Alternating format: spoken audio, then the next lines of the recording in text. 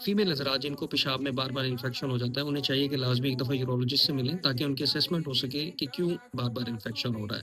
अब इसकी कुछ वजूहात होती हैं, एक तो ये आपको मालूम है कि पेशाब के अंदर इन्फेक्शन फीमेल में ज़्यादा इसलिए होता है कि उनकी पेशाब की नाली छोटी होती है और बहुत जल्दी बैक्टीरियाज़ जो है ब्लैडर तक पहुँच जाते हैं, इन्फेक्शन करा देते हैं। कुछ फीमेल हज़रात जैसे डायबिटिक होती हैं, जिनको शुगर का मसला होता है, उनके अंदर इन्फेक्शन बाकी जिस्म की तरह पेशाब के इन्फेक्शन में बार-बार होते हैं अगर उनकी शुगर कंट्रोल ना हो।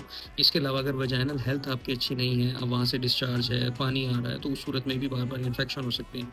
कुछ केसेज़ के अंदर कोई एब्नॉर्मल चीज़ यूज़ करने से, इसके अलावा जो है इंटरकोर्स करने से भी इन्फेक्शन हो सकता है। खुदे से लेके मसाने तक या पेशाब की नाली तक अगर कोई पथरी वगैरह है या कोई एब्नॉर्मल चीज़ है, पेशाब की नाली तंग है, इन तमाम सूरत-ए-हाल के अंदर इन्फेक्शन जो है बार-बार हो सकता है।